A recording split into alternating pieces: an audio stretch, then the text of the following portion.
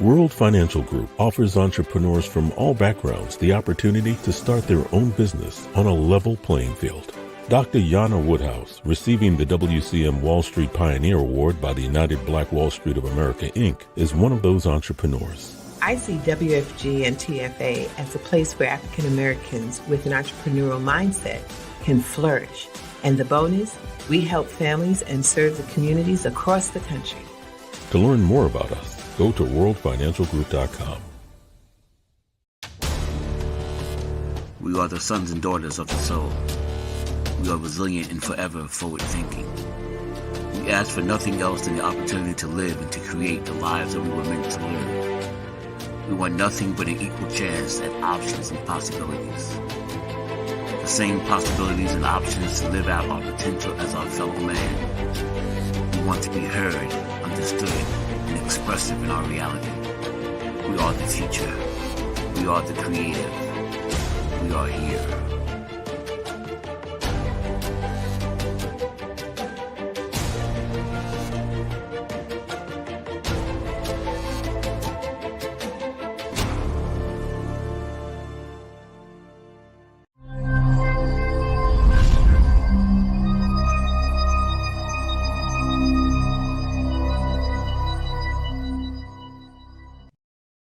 This is Kia Rogers, and you're listening. This is Kia Rogers, and you're listening to Urbanology with my dad, Tony Rogers, on WHCR 90.3 FM, New York. Hey, what's happening? What's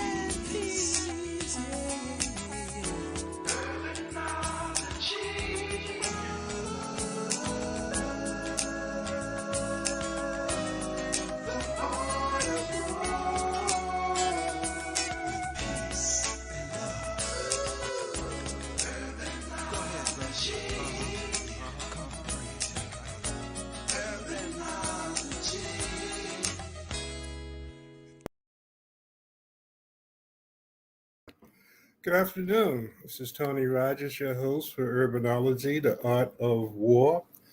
And for those who are new to the show, my birth name is William Anthony Rogers. That's where the war comes in. And of course, in my later years, my friends and my associates called me Tony. At any rate, I hope all is well. Wow, we're almost out of February, going into March. Summer will be here pretty soon. And I can't wait, even though I must admit, this has not been a very cold winter, and I need to knock on wood because I'm not trying to get it to be that way, but nevertheless, it is what it is. I have as my guest today a person that I've known for a number of years, actually. Sometimes you don't know how time flies, but I knew this young man when he was a student at the City College of New York. I spent a great many years at the City College of New York, and I had the opportunity to advise students, presidents, faculty, and staff, actually. So it was a very busy time, but it was a pleasurable time. I met a lot of wonderful people who I still have relationships with. We just had the Chamber just had its 125th anniversary at City College in the Great Hall. But this young man graduated and went on to become one of the chief directors of the Division of Mental Health in the hospital in Virginia, and retired, which was kind of shocking to me because I know him when he was a student. Now he's retired professional, and he's writing books. Three of them. I've read one. I'm starting another one, but the one that we'll talk about all of them, a little bit about what how he came from uh, a Harlem kid, at least went to City College, and he did some things with me in Harlem Week, if I'm not mistaken, too. He reminds me of it, to an author. So please welcome Mr. Herb Wright. Hi, how you doing, Tony? I'm good, Herb. How are you doing, brother? I'm doing fine. It's a pleasure, but as I reflect on those situations that you discuss, it always has been a pleasure. In fact, if we go back to Harlem Week, uh, I think it was either two or three summers when I desperately needed to do that 2 week celebration to buy food, um, and was willing to face any danger to do that during Halloween Week. But it was mostly a good time for everybody, and people were, well behaved. But yes, and also uh, later on. When me and a friend were looking for work, and before you rise to vice president, when you worked as a career counselor, um, we both were able to find employment. And the young lady that he met there introduced me to my wife of now 33 years. So once again, it's a pleasure. Yeah, matter of fact, when I talked with you, you told me that there was a person that I helped get a job who had a double date or something like that with. That's how you met your Well, wife. actually, he was about to. His girlfriend was about to give birth to his daughter, and was he was upset at the proposition of his daughter being born where he lived. So I Right. said, well, let's talk to Tony and see if we can get you some employment. What was funny though was before we did that, it was August and we went out for a day. And he said, "This can't be the way that people find work," 'cause he was hot and tired after one day of looking for work. So we came in and saw you, and it was Job Path. Was it Vera Institute? I don't know if you're still familiar with it. Vera Institute of Justice, they're called. And anyway, he got the job, met his fiance, whose roommate was my wife. Well, well, it's been an interesting journey. I had forgotten that you were doing security for me during Harlem Week when he moved. That was we were on 125th Street then, I believe. Right? Absolutely, absolutely. Yeah. Yeah, and like I said, I mean, great times, and I remember the 2 week celebration always being, a big deal and a lot of fun Well, for it turned everybody. into a month before the pandemic. Is that The right? the longest week in history. But uh, a lot of people like yourself were able to make some interesting connections, which is always something that I honored. I guess that's the best word to be able to have an impact not only at the City College of New York to have Yes. people like yourself who went on to be the director of the mental health division. No, no, my boss would kill me. It was actually in charge of mental health and behavioral science. I Um, was chief of a division okay, of that for years before I retired. again, it's always good to know that in some kind of way I helped you to get to there and to Virginia. Oh yeah. One of the things that, because your daughter now, who again, I knew you before you were even thinking about those things, but your daughter Uh, is your publicist, and I received information about a new book that you were doing. Actually, you have 3 books out. oh yes. The latest one is actually A King's Demise, a thrilling quest for immortality. It's not about an actual king, but the kings of our time, which are the extremely rich and powerful. So the book is well. Let me start by saying this: that being a child of the '60s, I was privileged to come up in a time of so many exceptional men and women, and also uh, the the efforts of so many unknown people and great leaders who kind of forced the change from the '50s, when we didn't really exist in any kind of media at all. So I wanted to be able to share some of those thoughts and feelings and values and attitudes from those times, and I wanted to do it in a way that was presented in a good story. So even people who weren't interested necessarily in politics, or the kind of struggles and change, or never heard of it, because a lot of young people haven't heard of a lot of things that went on. But at least I could try to involve them through good storytelling, while putting in some of those values and ideas in those characters. Uh, and that is what I tried to do with A King's Demise. Basically, he's a very powerful man who uh, gets every want and need met because of his power. People bow down to him. He never has to take a backward step. And I think as a result of the excess in riches, he has excesses in his life. And those excesses would seem strange to us.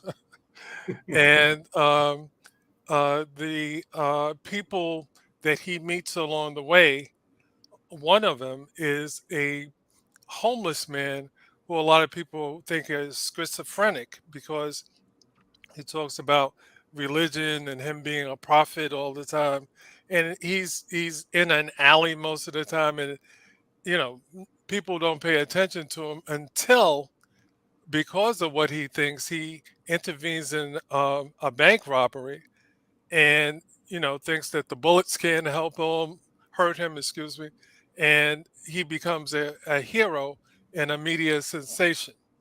Well, And so that I read the book, and I don't want you to give too much more of, of the yeah, story, other than the fact that coming from an era and currently, it was interesting to me. And I usually read maybe 2 or 3 books at a time because my attention span sometimes, goes. So I do, and I know that's weird. It helped me in college. It helped me in school to be able to do yes, that. But yours, uh, it was interesting because of how you dealt with religion, how you dealt with politics, how you kind of put your your fiction into kind of like a nonfiction, and a nonfiction into the fiction, fix it. and mixed it up. You know, Yes, the right wing news wolf, Wolf News. Yes, reminding me, of course, of Fox, Fox. Yes, and, and the king. Hopefully, I'm not giving too much away, which really was a turn. turns out to be an almost vampire. Yes, he's which both. which again, a lot of people believe those people who take the uh, blood out of the economy and put us into the situations that we are in many cases, those masters of the media and the controllers of the media yes, have a similar type of relationship to what we used to look at as far as bloodsuckers. yes, absolutely, and that was very intentional for it to be metaphorical and actual in the sense that he's pursuing immortality because he thinks nothing can be denied him, and so he makes these uh, delusional assessments that he is a vampire.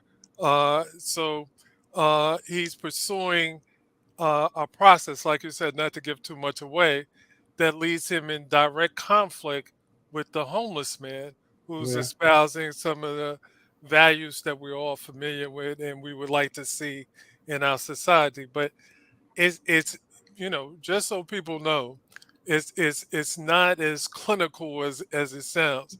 Believe me, there are I mean, characters there's a in this lot of book. humor in it based on what, the way you are. You've always been that type of a person, Herb, that had a wonderful sense of humor.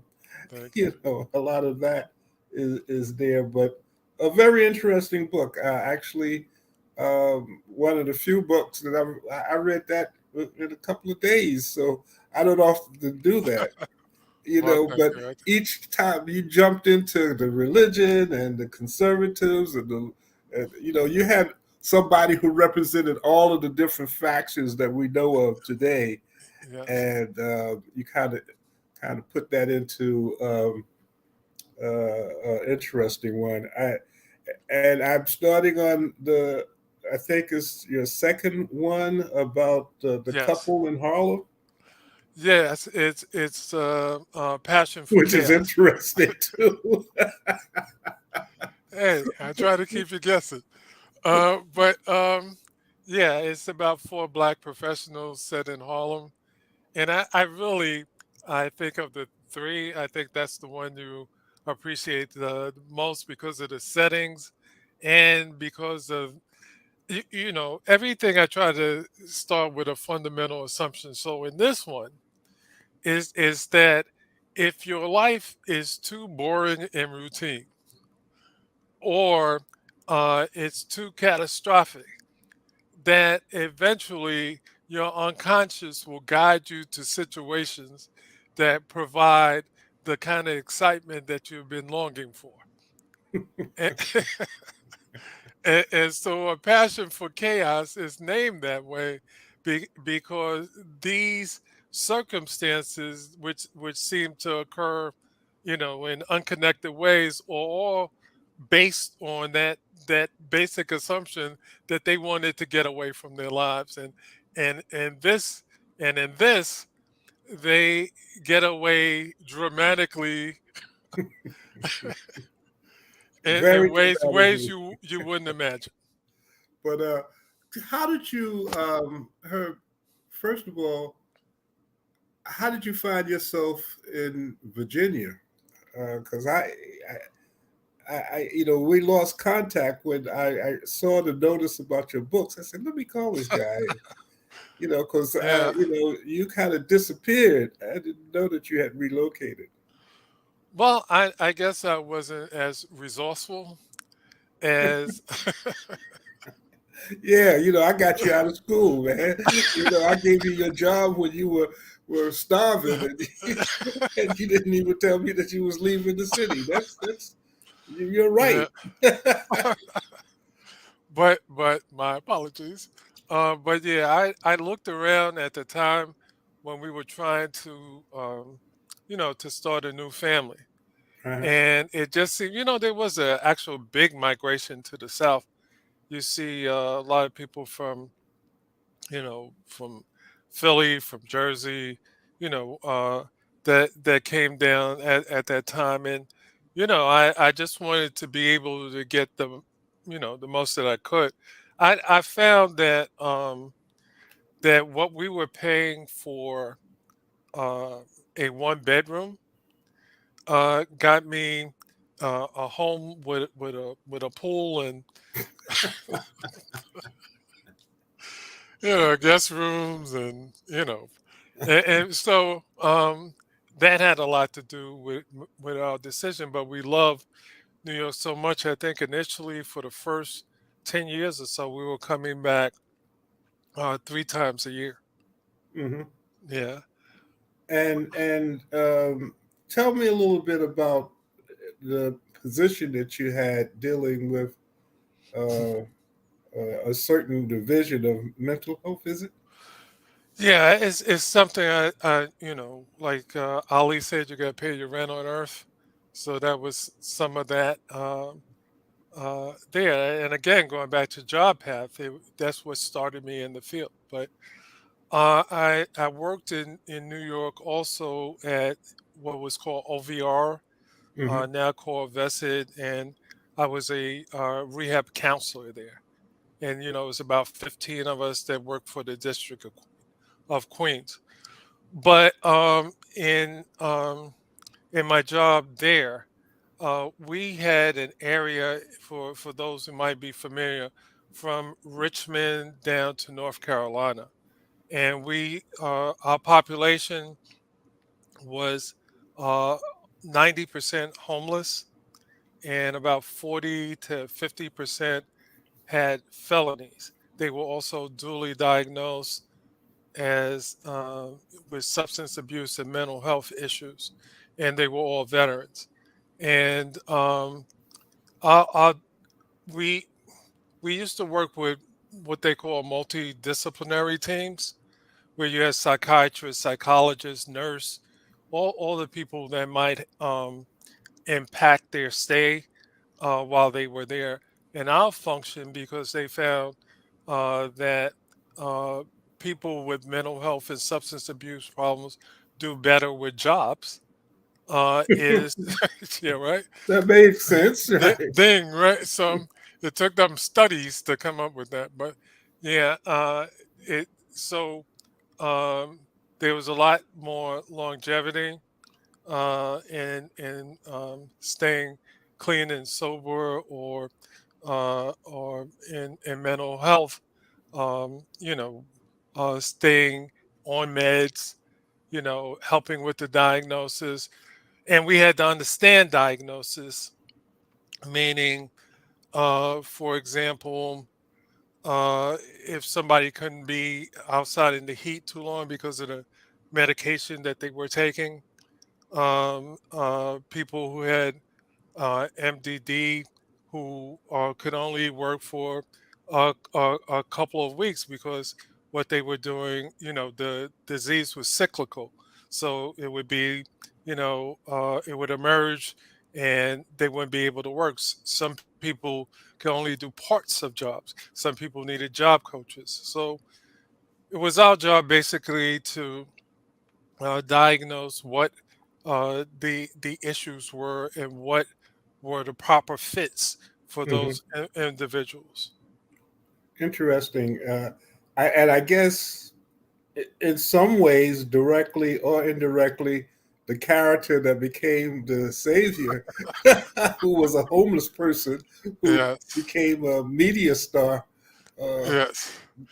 Well, I'm sorry. because I guess people thought he was crazy, or I don't know.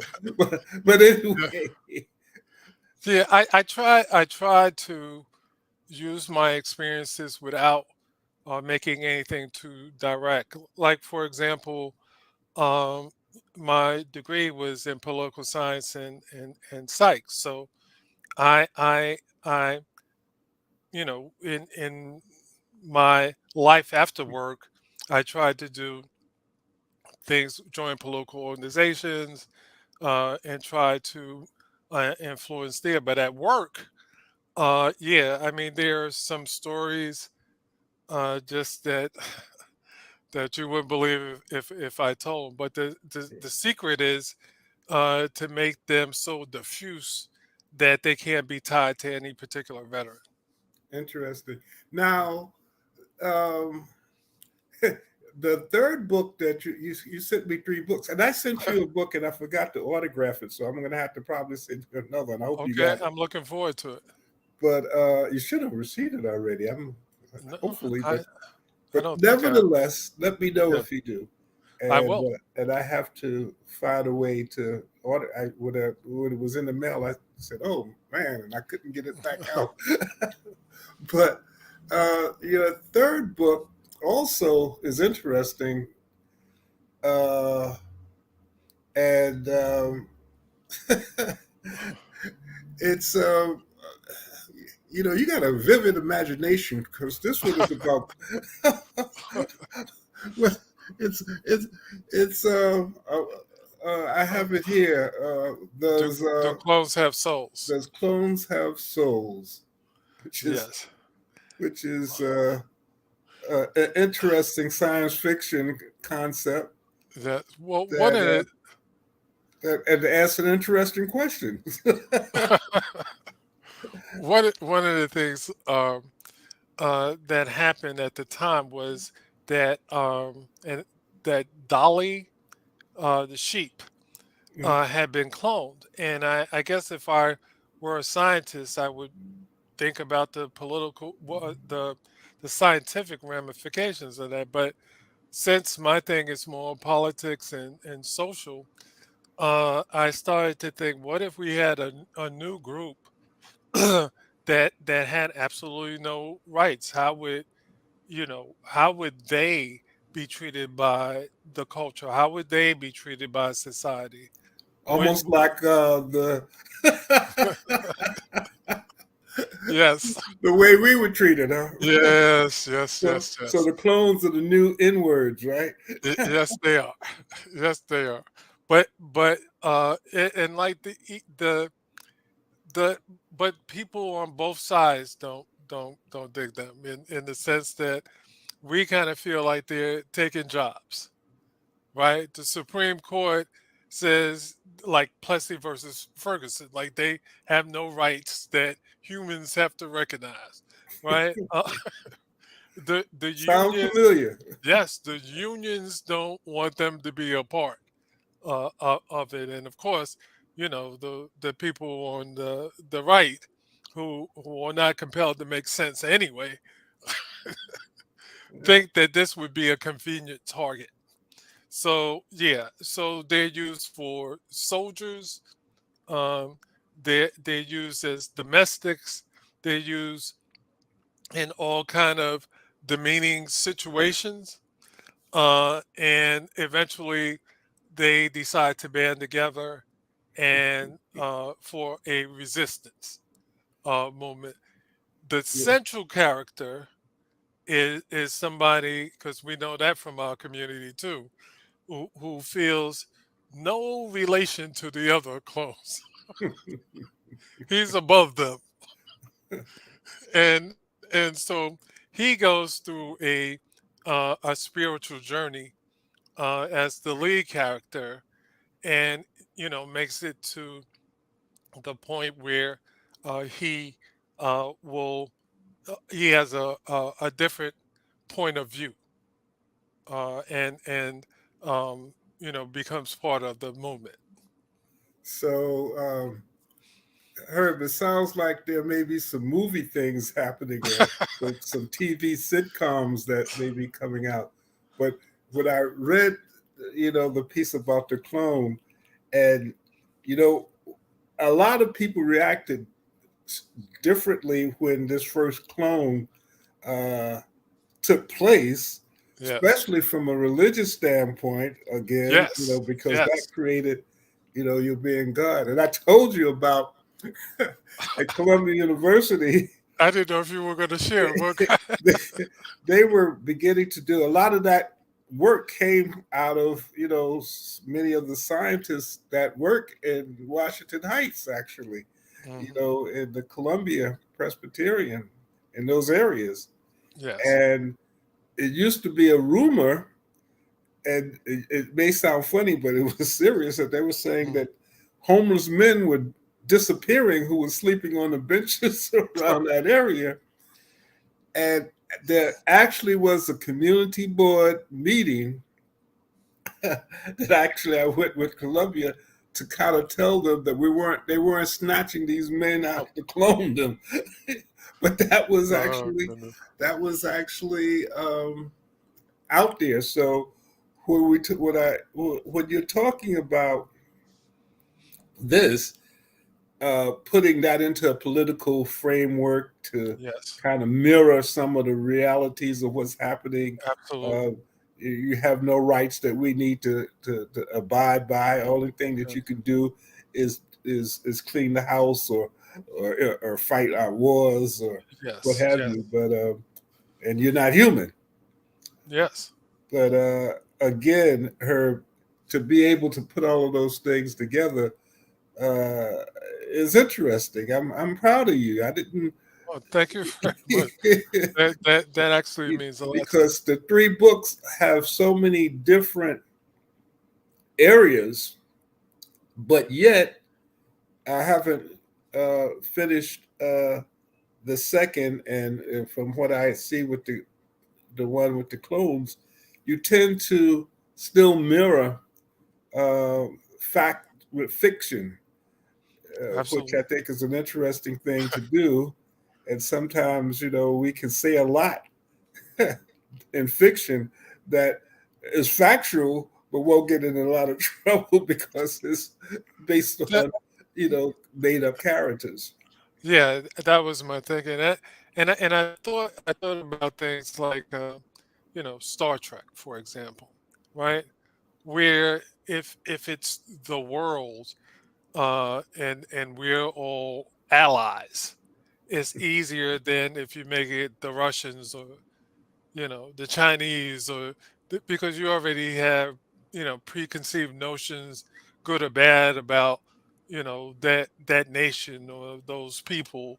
So I think doing it that way, not that it's tremendously disguised, is a way to broach some topics and maybe get people, instead of thinking about race, to think about just issues where they haven't been seen, or they have been through some chaos in their lives. Well, again, when I was thinking about the book about the clones, it allowed me to. I always had in the back of my mind, and I still do, this book about um, extraterrestrial being coming to Earth and talking to uh, a community leader Hmm. and to ask him to convince him why they shouldn't destroy the Earth in an invasion. No. Yeah, And the community leader was talking about blacks and whites and politics and all of that stuff. And the alien said, um, black, white. I mean, you're Earthlings. that's right. Why don't you get it, right? You're Yeah, Earthlings that can't get along with yeah, each other. You're destroying the world. yeah, you know, we don't look at you as any different. Um, we don't know why you do because we see you as Earthlings. yeah, yeah, And yeah, that's kind of like what I hear you saying, and yeah, what absolutely. might be the case.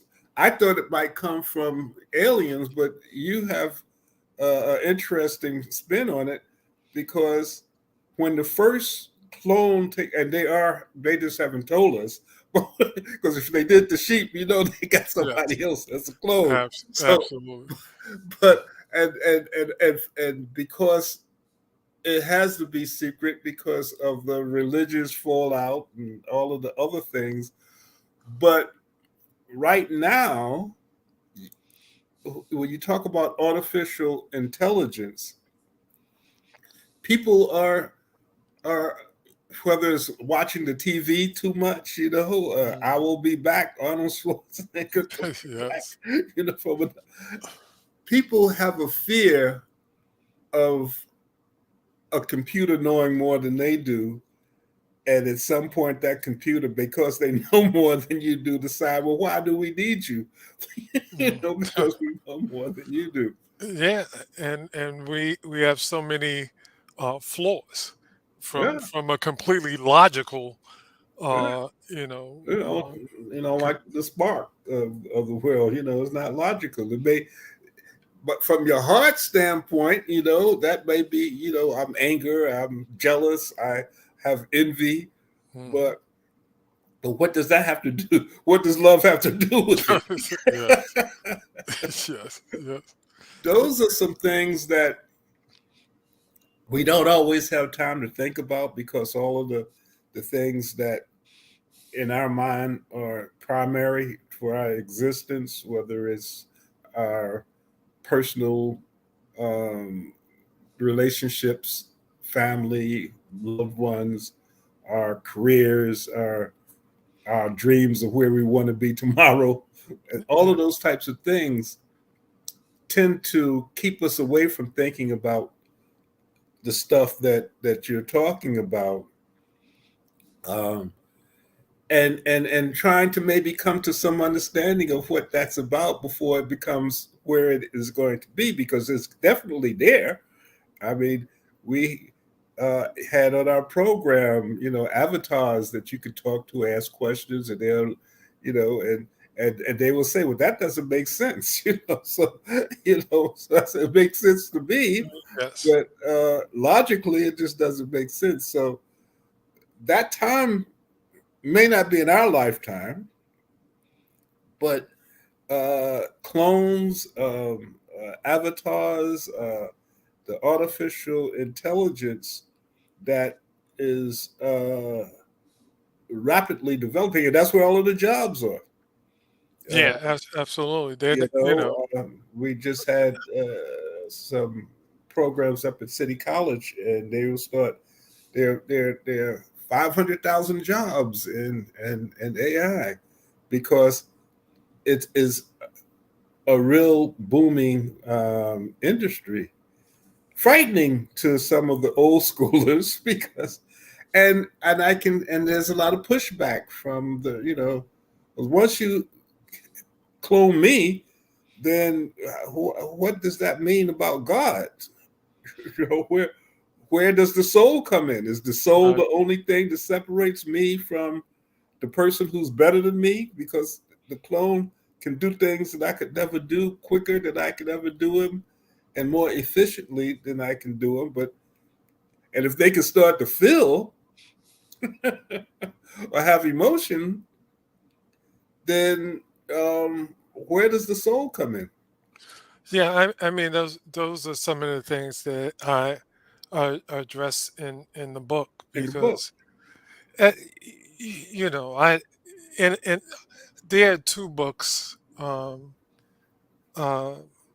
that come to mind in 1984 by George Mhm. Orwell Right. and Aldous Huxley's Brave New World.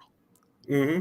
And one, 1984 and others of his books, they, it's a totalitarian state that tells you down is up is down. Think some of the things you read in the news now. That's And true. night and I was night, just going to say the same thing. Yeah. yeah. We And came close to that. we Tony, when I was in college and I used to listen to different historical things and I would say to some like that couldn't have happened. People wouldn't have acted that way. It doesn't make sense, right? And I just thought maybe it's somebody's interpretation of things, but we are seeing in real time the facts becoming so much less important than who's telling you something.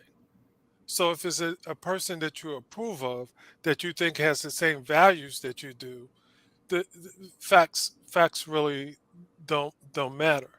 And I mean, just across the board, things that seem unbelievable to us as thinking people, that we're longer using the resource of, okay, that's a chair. Can we agree on that? And somebody says, well, no, it's not. It's Bigfoot on making his way to the edge of the earth. So we we uh, we in one sense have the 1984 totalitarian stuff where they try to mess up your mind, your way of thinking, that way through force, and have you physical control of your body. But in Brave New World, it's a different kind of thing. You're over pleasured, and so you you think about when we were younger. Re- Remember when they had the football game that you set up the men on the on the field, and then the thing just vibrated, and that's how somebody made a touchdown, right? Or the Rock'em Sock'em Robot, and compare them now to the game systems that they have that can do almost anything that you can, or the movies that any dream that you ever had they can recreate because they have the technology. We are so overly entertained that we're willing to give up our privacy, our individuality. I mean, just on so many levels. We talk about AI and we think about how they're taking over. Well, in a sense, our overstimulated state where we have to constantly be doing. You said you're reading at a level that I wish so many more people would, because then my message would get out.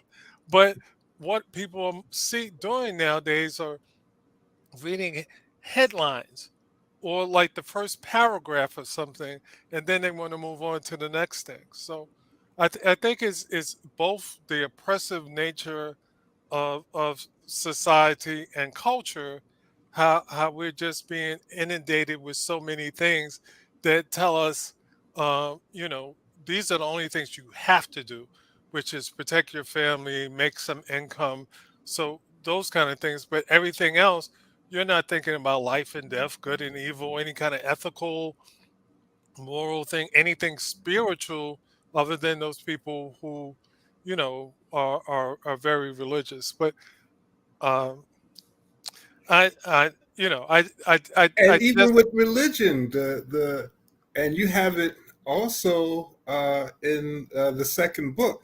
And why I like this conversation is because all three of your books create a certain type of thought pattern where you can say, you know, I didn't think about that, but that, but that's true as relates to how um, religion can be used by politics, because the politician was saying, you know what we need to do? We need to have some of those uh, right wing religious people come out and picket this guy who's talking about God, because we don't want that's people to start believing in God. We just that's want right. them to do what the Yes, religious right wants them to do. So absolutely. that's real. I mean, at this particular point now, I mean, religious fanatics will, I guess, I guess most, die should not kill, but they will blow up an abortion center Absolutely. and say that that's God's will. And there's a conflict there, you know. A glaring, I a mean, or in glaring the Ku conflict. Klux Klan. I mean, when you look at that, or even in Islam, there's nothing in if you study the Quran or even know about it, it's about peace and love and Yes, honor. yes, You know, it has nothing to do with, you know, cutting off the heads of your enemy in the sense that it's being used indirectly by those who are making um, uh, money from those who are following certain types of things. Almost similar to the character that you have who becomes, you know, this media guy, you y- know, who was yes, homeless, and he's talking, and he has people flocking to him, and who will do things based on what he's saying as a vision. And Yes. that's and and those types of things are so dangerous, Th- for people to not rely on common sense or their own mindset. But we see it. We're getting I mean, further and further away. we see we talk about democracy. We had a president that said, "Well, the vote don't count." Uh, you But know, but eh, and in and the addition news to media who was saying the same thing. think, You have it as wolf in the book, but yes, which I thought was yeah, a clever way of talking about what Fox was doing. yes, But that's and people believe it. yes. That's the a large number of people believe those types of things, and that's frightening. Uh, whether it's the Brave New World, however you look at it, it's frightening. But I'm glad, Herb. I'm talking to Herb Wright, who is an author who's retired, which is again, it's hard for me to begin to think about Uh, people who I had as students going through careers and then retiring. Nevertheless, it it's a pleasure to talk with her. He has 3 books, and the books you can go to him. I see you got the whole family.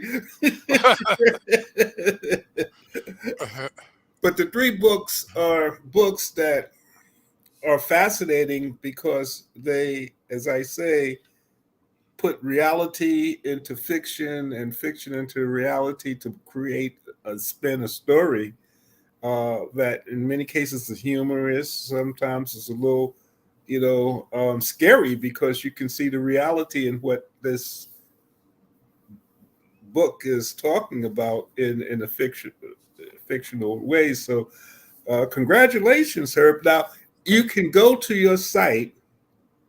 You can go to his site actually, and kind of see what each book is about and how you might be able to get it.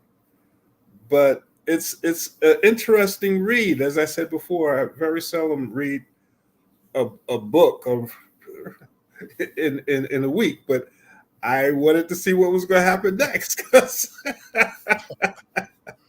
Uh, because you went from the religion to the and then in the middle of the book you start talking about vampires, and then I said, "Oh man, uh, you you really was out there at that time." I said, "Well, but the reality of it, as I was saying before, yeah, that makes sense because some of the actions that some of the people who I will not name because we're on public TV, they actually act like vampires as relates to how they operate and what they do to those people who don't have the power to talk back." So, absolutely. congratulations, Herb. I'm glad that Thank you so much. you have come to the point where you can allow for the things that you've seen over the years and the experiences that you've seen over the years to take that and put it in a way that can allow for people to read it. And it's not like a political commentary, but it is uh, a way to get certain points across. And you spoon feed people sometimes, and if they like it, I never. I remember I'm dating myself. There used to be a Maple commercial, and, it was, Uh, and then finally, when they get the spoon, is I want my Maple. So I like your books. I say that to say, pick up, go to the site. It's enjoyable reading. Political commentary. It deals with what's happening today. And tell us, Herb, what's next? well, I'm working. on characters and plot line Calendars? characters Okay. uh, and plot lines for two different things. Sometimes as part of my process, I might start three different books and see which one has the legs. Well, Who's gonna that's go? me. I usually read three different books and see which one that I finish first. But a number of the plots that you've had, well, I think that the one with all the chaos, that would be a difficult one to put on TV, I guess. Uh, but the clones and the well, not chaos. This the other one, your latest one, the King's Yes. Demise. Yeah. That has so many different parts. I don't know how that Yeah. would work, but all It's three of them probably could be put into some sort of script for either sitcoms or movies. Have you thought about that type of well, structure? the readers uh, who did reviews have kind of thought of that for me. Uh-huh. They often say this would make a great movie, or uh, you should be thinking about that kind of thing. But right now, the duty is to get people to read and, and to take notice. I know there's an audience for this kind of stuff. People who want to, they want a high concept kind of fiction, but they want things to be kind of relevant to, their needs as human beings. So Mhm. I'm hoping I can find an audience for them. Relative fiction, which is a nice kind of handle to Yes, your work. It's stuff that is relevant. You can learn a lot, but it's still a story yes, indeed. that you have been able to weave well. I'm glad to have had the opportunity to have you on the show to talk about your work, Herb. City College grad um, that I helped get through. That's so definitely so right. so I will claim my position in your growth and fame. Hey, you deserve But it. I'm just happy that you have developed, have a family, and doing well. And I want to now, let's keep in contact because I believe that you are just starting in this rise as far as a fictional writer, and who knows, somebody might say, "Hey, that would be a good plot." And I still have room to act. I can. I, when I, pro- I promise I won't make you a vampire. Okay, well, you can do that too. I mean, you know, if they have the vampire in Harlem, they already had that. Uh,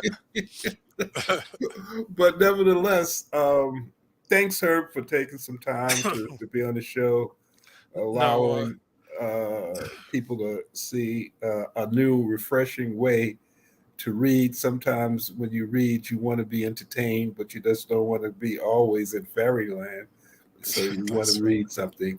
So uh, relevant fiction is a good handle. You can have that. I like that for You know free, huh? you Thank can have that, and I'll send you a royalties invoice.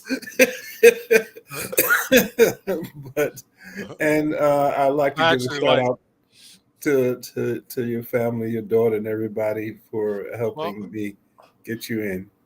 my two daughters, Yeah, two Lena and daughters. Kirby, and I appreciate everything that you did, and then and now, and thank you for the opportunity. Well, take care. And again, Herb Wright, his latest book, A King's Demise. I believe this is it Yes, there. A thrilling quest for immortality.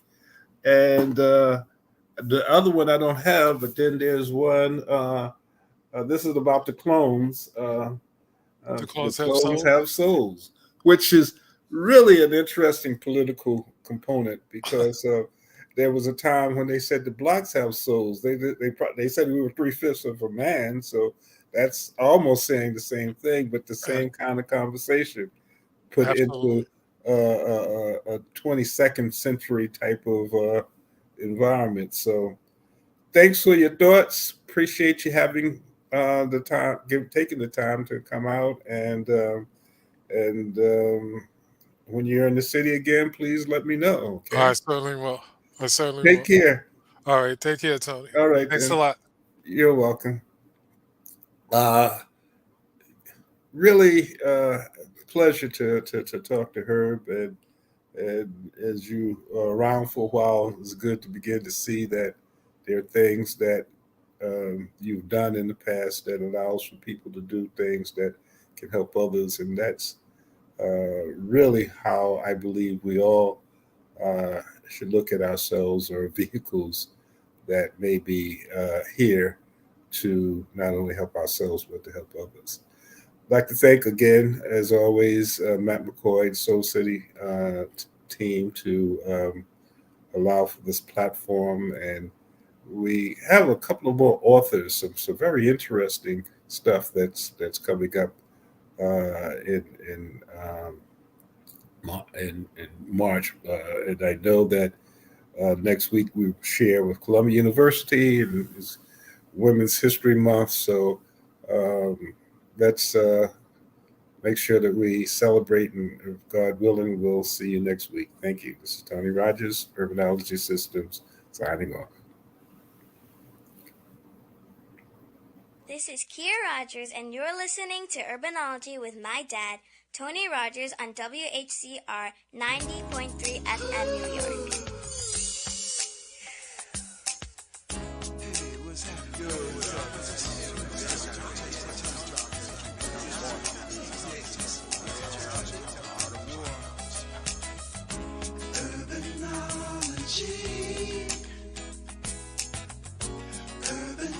Urbanology.